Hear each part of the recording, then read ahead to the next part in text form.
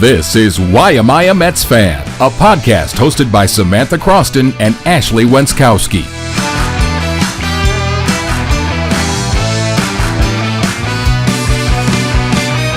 What's up, everybody? Welcome into another episode of the Why Am I a Mets Fan podcast, a baseball podcast. That's Ashley Wenskoski. I'm Samantha Croston, and we are two Syracuse sports reporters with a baseball podcast weekly. Thanks so much, as always, for joining us. We're here today to talk to you about the Alonso impasse. Can we? Enough is enough already. No, I'm done. I know we have to talk about it because stuff has come out in recent days, but what if we just got this show on the road? You know what I mean? What if we just handled business? Like adults. Like adults. It's childish what's happening here. It really is child's play. Stuff heating up this week on Thursday. Reports of Alonso and the Blue Jays trying to work things out. Really reports of a lot of things. Let's just say a lot of reports. Let's just preface this whole segment with saying it's a lot of rumors and really no one knows what's going on with Alonso. So we're just going to talk about it and debate it. Andy Martino said on SNY Thursday night that the Blue Jays and Alonso were, quote, at the 10-yard line. That appears to maybe not be the case because now it's Friday night and nothing has been signed. So I don't know what your definition of the 10-yard line is. Numbers were rumored to be in the 3-year, $75 million range with no deferred money and opt-outs. Allegedly, the Mets wanted to defer some of his money in their final offer to him, and he didn't like that. However, I'm just going to say it. We all know that I'm not squarely in the re-sign Alonso camp. I really don't think that's probably the best baseball decision. However, if Alonso leaves over $5 million, I might lose it a little. Yeah, I mean, get a grip. That was a really early get a grip. Get a grip. Let's also just say, assuming that is true and they were on the 10-yard line, there is a really, really long way to go between the 10-yard line and scoring a touchdown. I mean, you feel me? He didn't say they were at the goal line, to be fair. No. And so I am not convinced still at this point that Toronto is where he's headed. But I hear you.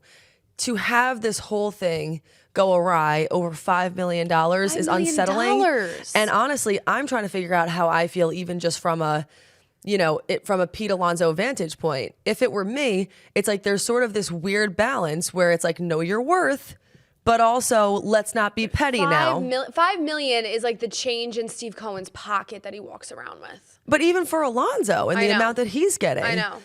I don't feel like it's really what we should be debating about. But see, the deferred money thing's interesting. Petey's like, no, give me my money now. Is Pete Alonso house poor? But that part, and I hear you, and the house poor is just one of Ashley's classic phrases. It's one of my lines. But honestly, see, that part I actually do understand. I actually thought it was wilder that the Dodgers were able to convince so many people to defer the money. Yeah. Honestly, testament to the Dodgers, I guess. Yeah. I'll say, and testament to the people who they're signing. I'm not going to throw Pete Alonso under the bus because he wants his money now. It's his money. He earned it. Yeah. I'm still not sold. I agree. There's so much there. If Pete Alonso genuinely goes to Toronto over $5 million, that would surprise me. And I know the deferred money and the opt-outs and the contract could look different. I know all that. But, what about taxes? What about, the Canadian dollar? What about moving across international borders? Seems like there's a lot at play there. The taxes. The taxes. Is the funniest part. No, and let's just say this, because this podcast, we're certified haters of some things. Toronto is not one of them. And Canada is not one of them. Love Canada. We've both been to Toronto. Going next week, actually. Please let me across the border. Yeah. Not a hater. Also have funny stories about that. Did get stopped at the border once, but that's a story for our lifestyle podcast. That's not right. But Toronto was great. Yeah. Had the best time there. Yeah. So let's not say, and just be clear about the fact that we're not Toronto haters. We're confused by the situation because we know how much Pete Alonso loves playing in New York. We're bamboozled. He used to. Maybe he doesn't. I don't know. Maybe he's upset at the front office and the way this whole proceedings have gone down. Yeah, I don't know. And I also think, like we were talking about earlier, it would be less confusing, the draw or the allure to Toronto, if Toronto was a winner and looked like they were going to make the playoffs next year. I mean, they're gearing up, right? You got Vlad, they signed Santander, but maybe they could be a wild card team. I'm not exactly putting Toronto in my World Series projection right about now. If Toronto was a winner, they're not losers, but they're not winners. They're not winners. Anyways, Mike Puma also reported this week of the New York Post on the Mets beat that the, quote, lack of resolution is on the Mets, not Alonso. question marks on what exactly that means. Alonso's issue with the Mets' reported offer wasn't years, but it was average annual value and proposed deferrals. Understood. And thought around the industry is that Steve Cohen has backed off and deferred to Stearns in Alonso negotiations. It is also not clear at the moment if Boris and Alonso will give the Mets an opportunity to match a potential offer from another team. I mean, I don't know. Maybe they will, because maybe he really does want to come back to New York and be a Met. I also feel like it's kind of one of those, he kind of feels like spurned in a sense. He feels like shorted by the Mets in a way, so maybe they won't give him the chance to match. I mean, going off of what one of our news anchors here at the station just said, because we were getting into kind of a hotly debated Bills-Chiefs, who's going to win that game conversation, he says that in order to know where you really stand on something, you would need to bet something that means a lot to you. So if I needed to bet my truck, I drive a pickup truck, for those who don't know. Why would any of you know, actually? I drive an old convertible. And she drives an old convertible. In Syracuse, New Who's York. surprised by either of those things? Yeah, both no of those one. are add up. Yeah. Like, that tracks. Yeah. But obviously, like, that's something that means a lot to me. If I had to bet my truck on him staying or going, I think I'd bet going. Yeah. And the reason why, out of all the bullets and the things that you just listed, is because Cohen's backed off and he's leaving it up to Stearns. Yeah. That, to me, signals And Stearns never wanted him. he's on his Don't way forget. to Toronto. You know we'll what I see mean? on the next flight to Canada. Right. All right. It's Godspeed now. I mean, good luck to you, because we know how Stearns feels. He never thought that Alonso was necessarily the right business decision for a slew of reasons. Baseball decision, yeah. Yeah. Yeah. If Cohen's still involved, that makes me feel like, I feel like Cohen is a little more emotional in a Mets fandom way. Right. And that's probably why he smartly said, I'm out. But you know handle it what? from here. But you know what? I'm curious if it gets to, say, the goal line with a Toronto or with an Angels, which we're about to talk about. Does Steve step in then and does he go to Pete and be like, "Look, Pete, you really gonna go to Toronto for $5 million? Like, can we work something out here?" Does Steve Cohen come in at the last second with a Hail Mary? Not sure. We'll find out. You just gave such a New York talk about. What did I? Yeah, you really had like a didn't little hear Long it. I Island didn't hear it. pizzazz So there. sorry. So sorry. That was crazy. Okay, yeah. So we're gonna move on to more stuff that we're hearing. There are other reports that say Alonso allegedly met with the Angels on Thursday. Here's where we're getting into the weird, odd, and different. My thoughts on that. I mean, you want to talk about Canada. Canada's one thing, all right? Toronto, great city, great. Now, I know LA is a great city, so it's not about the city. The Los Angeles Angels are like getting shipped off to baseball's version of Siberia. No one's heard from you in months. You're off, you're out, you're on your own. I mean, they won 63 baseball games last year. They haven't won a playoff game in like half the time I've been alive. Legitimately. They just, I mean, the ownership thing is a mess. The farm system sucks. Like, you do not want to be a Los Angeles Angel in this climate. In this economy. In this economy. I mean, it's not what you want to do. No. I was sort of shocked to hear that. Like, the only reason you ever go to a team like that, I think, is because you want to be the team's star. You want to be somebody. Mike Trout plays on the Angels. I know. Oh my God. I'm just like, and I get that, but I'm just saying, like, did he just want to be a bigger fish in a smaller pond? It's not the route I'd take. Listen. But why else do you Pete Alonso, make such a decision? If you go to the Angels, unless the Angels literally blow you away monetarily, if the Angels were to come around down the mountain and give Pete the 7 years, $158 million that he turned down, like if they were to come in with a monster contract, then that's fine. Mind your business if no other team's going to give you that. But if you're going to settle for the 3-year situation with the opt-outs, if you're going to settle for the little placeholder deal, which is what Pete is looking for right now, do not go to the Angels to do it. You're not going to elevate your stock on the Los Angeles Angels. I mean, maybe you'll go there and hit 40 home runs and you know, hit your way into a bigger contract eventually. Maybe. Don't go to the Angels. Right. Like, I question Pete Alonso's judgment if he goes to the Angels. I've questioned Pete Alonso's judgment throughout the course of this entire situation. I mean, you want to talk about something I've thought about a lot in recent Should I weeks. keep the Pete jersey Alonso's or freaking judgment. not? How many times are we going to have this conversation? No, I'm erring towards burn the jersey. Like, I get progressively more mad at Alonso each week we sit here and talk about this. I know. And the thing is, I really, really like him. That is why I was gifted an Alonso jersey. He's a player who, I know he's not Lindor, this and that, but I really liked what he stood for. I felt like he also he gave to charities. Like he had this cute little family. I think he cares a lot about animals. I can't. That matters. What do you hate the animals? No, I don't hate the animals, and I don't What do you hate hate the charity? And I think he's a nice guy. But Pete Alonso, like if we're really gonna get in the weeds here on how I feel about Pete Alonso, he's done a lot for the Mets, and he's like, I'll keep your secret. Well, it's not even a secret. He's given me secondhand cringe for a lot of years now with the home run derby bit after he was a rookie in 2019. The home run derby bit got old. The polar bear bit, like I see Pete Alonso and it conjures up image of like the guy in high school who was like the star on the team that just never got over that's still living in the high school. Not to say Pete Alonso's out of his prime because he's not, but just something about his general demeanor gives me like the secondhand shivers. Did he give you the ick? I might have the ick for Pete Alonso. Is he the guy who's saying he could have been he could have been a star but he tore his ACL, so he's not now? I have the ick for Pete Alonso. I'm sure he's a nice guy, and you know what? He's really been a legendary Met, so I can't fault anything that he does on the field. Off the field, it's just a lot. Like the home run derby thing. Then last year he sucks. He hypes up the home run derby so much, and he just is terrible. He's out in like the first round.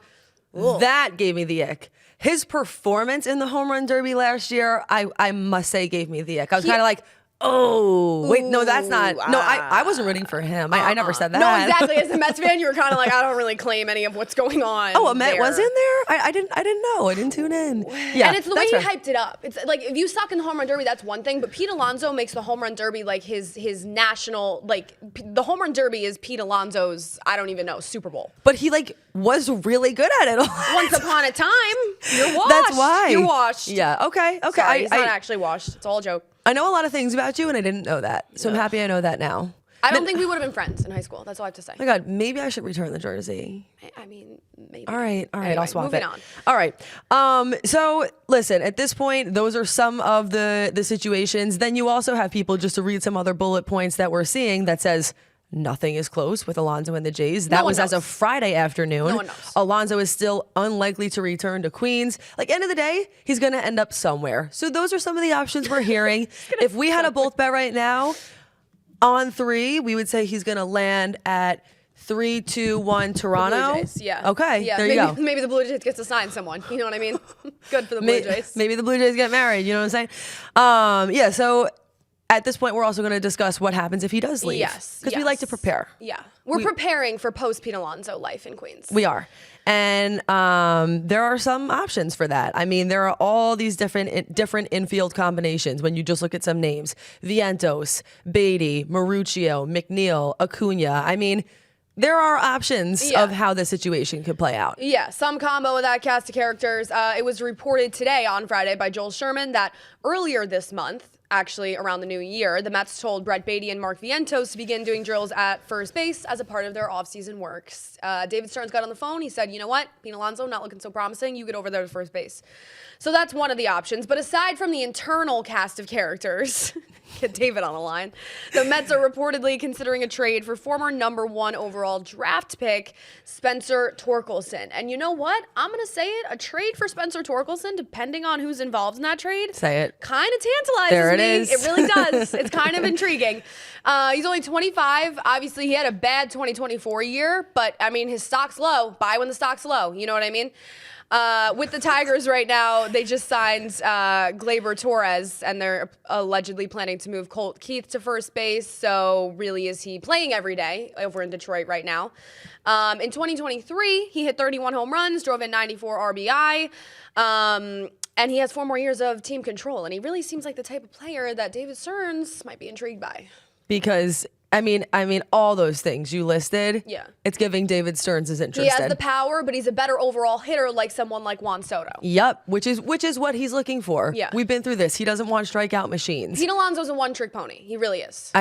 And that felt like a dagger. Right. When I heard you say it out loud, but I don't disagree. I mean, it's kind of just the cold hard truth. We're here to tell the truth. Right. We're not here to pump people up. Right. Yeah, I like the idea of that. I'd be okay with that. It's also still a big if, as it always is, on whether or not he'd be able to find that kind of production again. Yeah, but he's 25. But give him a couple years. He's young. He's young, and he has time to grow and develop. And when you look at, some of the stats, it seems like an interesting replacement for Alonso. Yeah. It's not perfect. There are some things about it that's different, but it's possible, and it interests me. So we'll see what happens with that.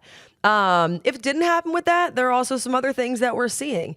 Jesse Winker is a potential option of somebody who has come up. He actually got on a Zoom this week and essentially said that, yeah, he's capable of playing first base if asked. His quote was, "I'm definitely comfortable. Whatever's asked of me, I'll be ready." Yeah. I love that freaking guy. I know, I love Jesse Winker. I mean, is Jesse Winker going to be the everyday first baseman? No, if I had to bet on it, but could he fill in at that role? Sure. Reportedly, the Mets are the most comfortable with that idea of shifting Vientos over to first base and then kind of figuring it out at third. So we'll see what happens. Are you comfortable with that? Of shifting Vientos to first? Yeah, but I'd be more comfortable if they filled. So Jurickson Profar this week, right? Signed with the Braves. Nolan Arenado's been a name tossed out there. I mean, I'm not going to lie. The cast of extraneous characters that they'd then be looking at to fill that third base role makes me a little nervous, because then if you're the Mets, right, and Alonso doesn't return, then you're shifting Vientos. Well, you know what you've got in Vientos, and you think you have a star at the plate, and that's all fine and good. You're shifting him to a position he's never played before.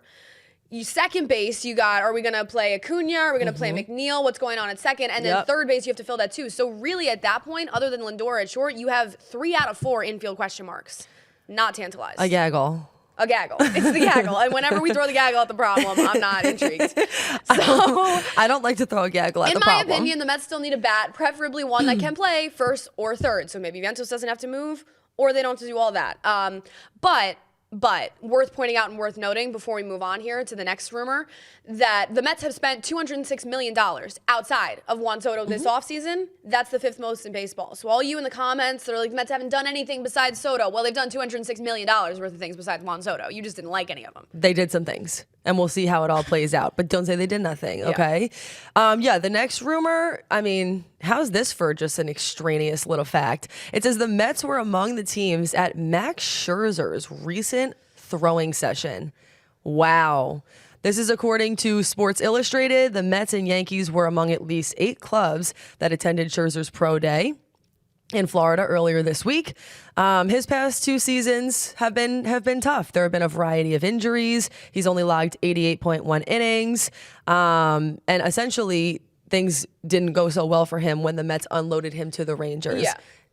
I guess we're thinking about a possible realignment. We don't really need a reunion. Don't love the way those stars look. Honestly, no. Not. You can miss me with the Max Scherzer reunion. I know the Mets have questions in the starting rotation, but throwing a, what is he, 38? I think throwing a 38-year-old Max Scherzer at the problem seems like I'm all set, really. It seems like she's not tantalized. I'm not tantalized. I mean, when you consider that the Mets are the team who unloaded him at 2023 at the trade deadline, and he's pitched 88 innings since then and has had like injuries to every part of his body, back, shoulder, hamstring, I'm good. Like, it was a great move. It's one of, we've all seen this happen before, right? One of your friends breaks up with their boyfriend. Oh, God. He gets a new haircut, and all of a sudden it's like, well, maybe he has changed. But he's still balding. But he's still balding. At the end of the day, I mean, he's gonna bald, and his personality's still the same. Right. You know, they the broke problems up for a reason.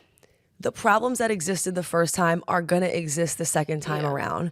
And honestly, stats aside, I didn't like his personality. I had the ick by him. Really? Yeah. I didn't have the Max Scherzer ick when he was on the Mets. I didn't really appreciate his values, his vibe. I don't think that he aligns well with the culture that the Mets have now, which to me is a culture of, I guess the word that comes to mind is just like acceptance. I'm not saying he's not an accepting person.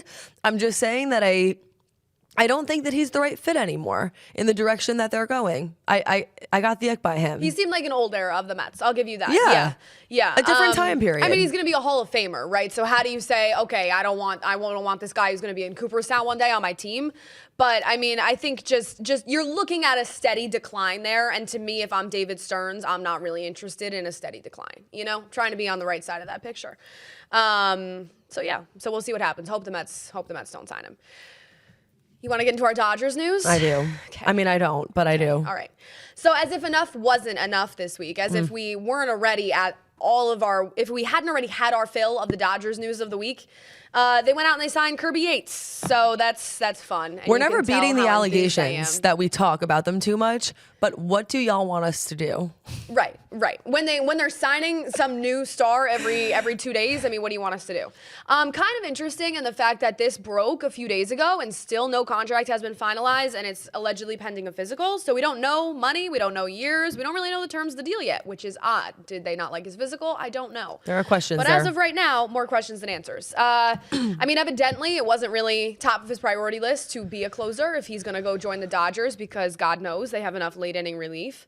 I mean, certainly interesting to think about what a picture of Mets late inning relief would have looked like with him and Edwin Diaz and now Minter. But that won't be happening, and he will be over in LA. So you can tell how enthused I am about that.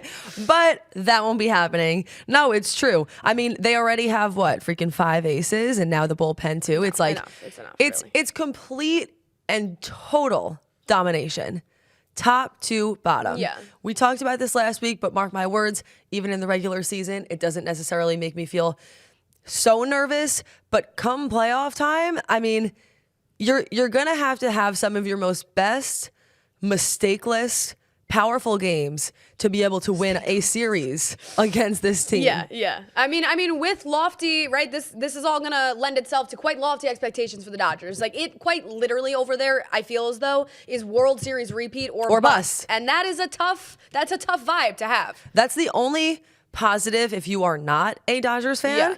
is that you know that now all of a sudden the Dodgers truly, and they should have, massive amounts of pressure to succeed. Yeah. And that can be a scary place to be in. Very, very tough, at least in my opinion, to repeat as a World Series champion. Oh, extremely in difficult. this sport. Probably I one mean, of the come hardest on. things to do in sports when you consider the amount of games and whatever you have to win through the playoffs to get And like to the World Series particularly and then this win it. league. Yeah. Like even beyond NFL, NBA, specifically the MLB, that's a freaking feat to do Yeah. that twice in a row. 100%. But we've commended what they've done this offseason. Mm-hmm. Like, we get the comments, like, I am in no way, shape, or form trashing on the Dodgers. If I was a Dodgers fan born and bred, I mean, who isn't excited by that? They're capitalizing on their playoff window, on all these players that they've amassed, and this crazy amount of talent to try to win as many World Series as they can, as they should. So, Yes. Yates turns 38 years old in March. He's coming off the best year of his career, over 61 games with the Rangers. He had a 1.17 ERA. I mean, it was just, the stats were crazy. He made his first All-Star appearance since 2019, and he also placed 8th in AL Cy Young voting, which is kind of insane as a relief pitcher. But you know what? I don't know. I won't talk till I see the money, because if I feel that they overpaid for him, then again, not interested. But he is going to be 38, and you're really banking on, again, another reliever. You're banking on him kind of replicating the best year of his career at an older age. And he's had procedures and he's had injuries. In 2020 and 2022, he pitched in 12 games combined. So I feel like with all of these relievers, you're taking a risk. You know, you're taking a flyer. Even on a guy like Tanner Scott. All right, he had 2 great years. What did he do before that? You know, but that goes for all of them, not just the Dodgers signings. No, especially pitching. It's like that probably has to be one of the toughest things to do if you're in a position like David Stearns, is to figure out who is going to be able to replicate their success. Yep. As a pitcher, you just never know. Yep. So you're always taking a little bit of a risk. Bullpen arms that are still available at this time include, but are not limited to, Ryan Stanek, Phil Maton, David Robertson. Anyone else on this list that you have that really sticks out to you? Brooks Raley. I Mm-hmm. mean, he was a Met. I think Raley had really high upside. I would actually like to see the Mets re-sign him. Also, Ryan Stanek, I liked what he did last year in the playoffs, so maybe they can bring him back. Phil Maton, old friend, not interested. Old friend. Divorce. And we all know, if you're new here, old friend essentially friend- means not an enemy, It's derogatory in nature. but it's a rude thing It's to not say. positive, It's no. not positive at all. Last but not least, we're going to talk about the Hall of Fame nominations. Some awesome things happening there. It was released a few days ago, and here are the names. We have Ichiro Suzuki, CC Sabathia, and Billy Wagner, and they all obviously have their own things that made it amazing, but I guess we'll start with Suzuki. He will be the first Japanese-born player inducted to the Hall. Amazing stuff. Crazy. That I can't is- even believe that. I mean, how has it even been this I know. long? It's He- crazy. He really paved the way for Japanese players, but yeah. No, insane. he did. Jeff Passan says a paragon of style who made the single cool and was as much of a student of his craft as any player in his generation. Yeah. Passan's also just a beautiful writer. Can I he say has that? a way with words. I mean, there's a reason why he's at the spot that he's at. Yeah, I love that line. Made the single cool. That was great. Also notable for Ichiro, he didn't come over to America to play in Major League Baseball until he was 27. Still finished with over 3,000 hits. He played 19 seasons in the big leagues before retiring at 45. Before that, he played 9 years in Japan and batted .353 with another 1,278 hits. I mean, this guy nearly put up 4,500 hits. That's insane. That's a lot to wrap your head around. I mean, it's a LeBron type legacy. Right. I don't know what's going on here. Right. Yeah, Ichiro is fantastic, and obviously a first ballot guy. He actually only fell short of being a unanimous inductee by 1 vote. So whoever you are out there that didn't vote for Ichiro, that's tough. You know, I know it's anonymous, but wow, tough one. But if it weren't anonymous, how would you feel that you did that? Right. Think about that. No, now that person just has to kind of live with that forever. Like, no one else will know, but they'll know. But they'll know what they did. They were the only one. Yep. I also, by the way, just random fun fact, one of my dad's best friends from Syracuse University is really high up in the Mariners organization, front office, and was there for Ichiro and says he was the best guy ever and such a great guy to be around and all that. So we love Ichiro at this table. That is really cool. Yeah. You also have Sabathia as well as Billy Wagner. A really cool thing there. It was his last year on the ballot, and I'm sure many of you, if you're just baseball fans in general, saw that video. All these videos were awesome, like seeing people with their families. I saw one of Sabathia and Wagner, but especially Wagner, this being his last year. I mean, he broke down in tears. That was a grown man sobbing. Yeah. And deservedly so. I love it when a grown man cries in relation to sports. Me too. That's what sports are all about. It's very wholesome. It was. It is.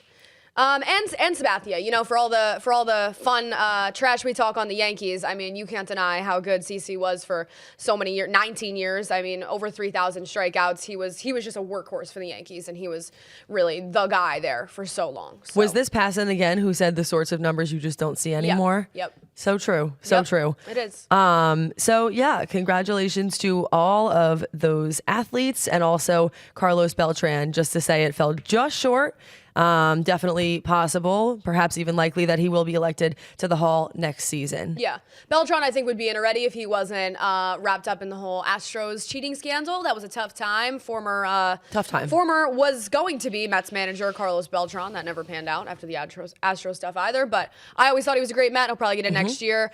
And then, of course, David Wright, friend of the program, garnered 8 more votes than last year, which was his first year on the ballot. He's up to 8.1% overall. Not good numbers, but you know what? He's gaining ground. So he didn't fall off the ballot. It's still possible. And my dad tells me all the time in regards to Wright's case, I mean, tough when you consider that he had a very comparable career with the injury and stuff to Don Mattingly, and Mattingly never got in. But think about the Veterans Committee. The more support you garner your first time around and the longer you stay on that ballot, the Veterans Committee can put you in. So I saw someone say on social media this week that they wish they never knew what spinal stenosis was in regards to David Wright, and I felt that sentiment. I wish I didn't know what spinal stenosis was. Yeah, that's like a tweet that you genuinely feel, not just say. Deep in my heart. Just to clarify, since she just said friend of the program, good thing. Actual friend of the program. Old friend? Terrible. Bad thing. You don't want to be an old friend. You don't want to be an old friend at this table. Anything else that you want to say before we move on, get out of here? That's it. We're going to get out of here. We'll keep you updated with the Alonso rumors. I wish it would all just stop. Pete, why don't you pick a destination so we can either crucify it, maybe you'll go to Baseball Siberia in terms of the Angels, maybe you'll go up to Canada, maybe you'll come back and be a Met, but we'll see. The truth comes out eventually. You can find us on Instagram, TikTok, Twitter, any social media platforms. We're also on YouTube. The handle is still the same, @YMetsPod. Thanks so much for joining us. We'll see you back here when the next big thing happens.